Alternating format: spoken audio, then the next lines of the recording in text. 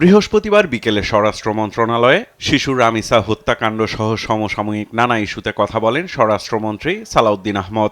আমরা এটুকু অ্যাসিউরেন্স দিতে পারি, আমাদের পক্ষ থেকে সংক্ষিপ্ত সময়ের ভিতরে সুষ্ঠু তদন্ত করে চার্জশিট দাখিল করা হবে। বিচারের দায়িত্ব আদালতের। তিনি জানান, অপরাধ দমনে যা যা করা দরকার তাই করবে সরকার। এ কাজ সফল করতে পুলিশ বাহিনীর পুনর্গঠন কাজ চলছে। আমাদের অনেক কিছু করার বাকি আছে, সেটা আমরা মানি, কিন্তু সরকারের বয়স তো প্রায় 3 মাস।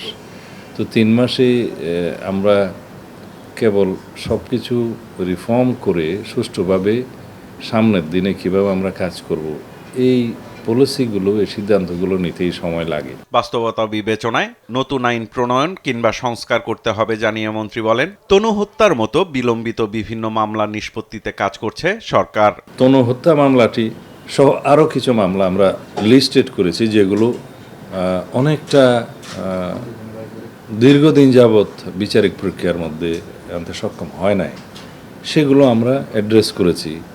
যেমন তনু হত্যা মামলার একজন আসামি আমরা অ্যারেস্ট করে তার সাথে ডিএনএ ম্যাচিং করার বিষয়টা এখন প্রক্রিয়ায়। ভারতে পলাতক শেখ হাসিনাকে ফিরিয়ে আনা ও গণমাধ্যমে তার বক্তব্য প্রচার নিয়েও কথা বলেন তিনি। আইনিভাবে চাই, পররাষ্ট্র মন্ত্রণালয়ের মাধ্যমে আমরা অনুরোধ করেছি, এক্সট্রাডিশন চুক্তি অনুসারে অনুরোধ করেছি, আমরা শেখ হাসিনাকে ফেরত চাই এবং আমরা চাই তিনি মামলার ফেস করুক। আদালতের যদি কোনো নিষেধাজ্ঞা না থাকে সেই ব্যক্তির বক্তব্য প্রচারের, সেই ক্ষেত্রে পারে, কারণ আদালতের নিষেধাজ্ঞা আছে কিনা আমি সে জানি না। আদালতের নিষেধাজ্ঞা থাকলে সেটা গণমাধ্যমের ফলো করা উচিত। ভারতের অভ্যন্তরীণ বিষয় নিয়ে বাংলাদেশ সরকারের কিছু বলার নেই জানিয়ে স্বরাষ্ট্রমন্ত্রী বলেন, অনুপ্রবেশ ঠেকাতে সীমান্তে সতর্ক অবস্থানে রয়েছে বিজিবি। অবৈধ অনুপ্রবেশ আমরা ঠেকানোর জন্য আমরা সতর্ক অবস্থায় আছি। সাইফুল রিপন, দেশ টিভি, ঢাকা। আপনি বললেন যে ওখান থেকে